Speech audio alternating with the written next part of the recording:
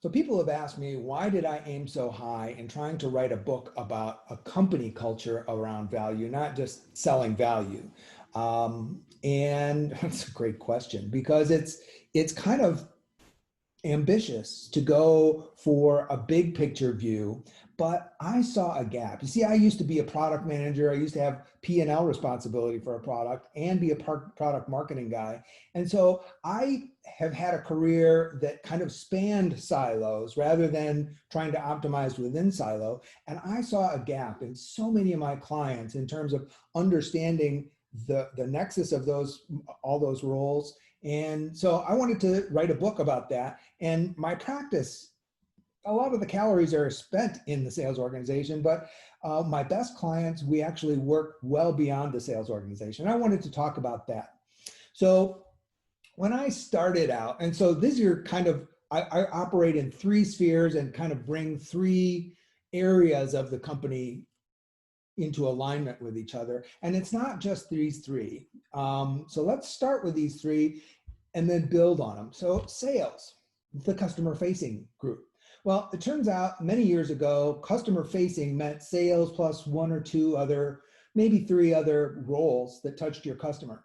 It's not like that anymore. I have clients that have 12 roles that touch the customer, 15 roles that touch the customer, only 2 or 3 of which have sales roles. So sales is a minority shareholder in the customer interface now. And so if we only expect sales to do the selling and we tell everybody what we told them long ago when there was only 4 of them, just stay in your lane, do your job, and come back to the office. That no longer works because there are many people in your company that have higher trust relationships with their counterparts at your customer that your salespeople can never hope to not only have the same amount of trust, but most of the time they won't ever even get to meet those people. So you have a potential of a much deeper relationship with your customer than sales is able to deliver. So I want to make sure that everybody at the customer or everybody who faces the customer has the ability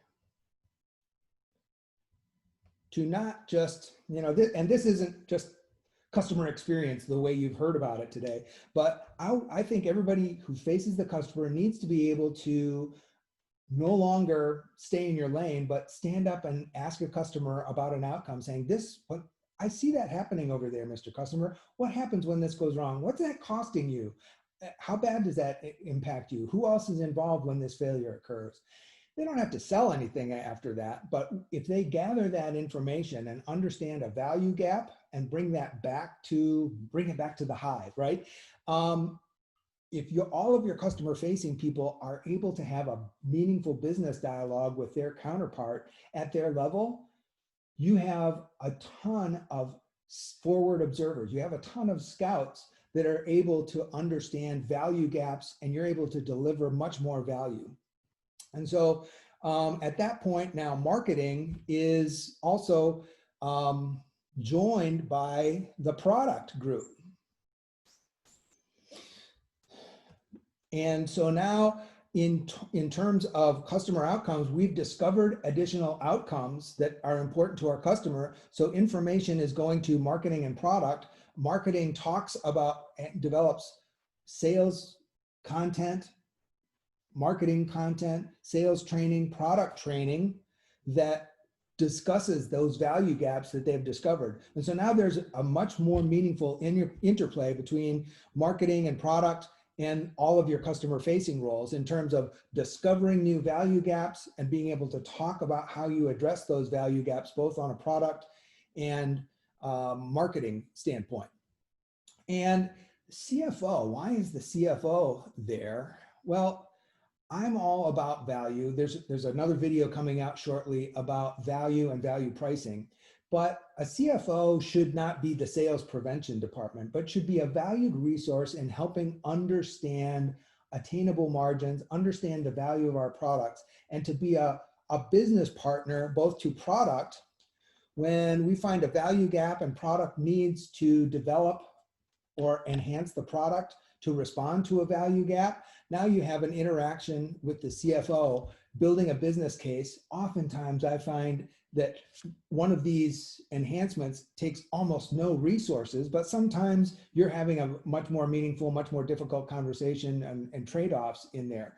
And so if marketing and the CFO is able to interact with marketing and product, the CFO is a much more integral part of the business processes. Similarly, I heard from my friend Jim Dickey that this was 5 years ago before he sold his research company, that maybe 1/4 of sales forces have any portion of their comp plan based on profitability. So pricing, when salespeople don't care about pricing, they're the only department that doesn't care about pricing. If they aren't paid to act like they care, they won't care. And that's, as a guy who managed P&L responsibility, that's evil. So CFO should be able to track where the discounts go, who they go to, what salespeople are using more discounts, what customers are using more discounts, what products use more discount, and they're helping sales and all the customer facing people develop a much more objective method of allocating discount dollars, of approving pricing exceptions. So that CFO becomes not only a partner to product and marketing in terms of resourcing, but also helps to turn sales into a much more profit-focused portion of the organization. And that means the CEO kind of starts to care too. And so I like to work in this area, not this area. That's what I do. And that's why I wrote the book. So thanks for listening. I hope this was helpful. Take care and call me if you'd like to talk about this, and if you have any challenges in any of those areas, or even if you just need another set of eyes on your situation. Look forward to speaking. Take care. Have a great day.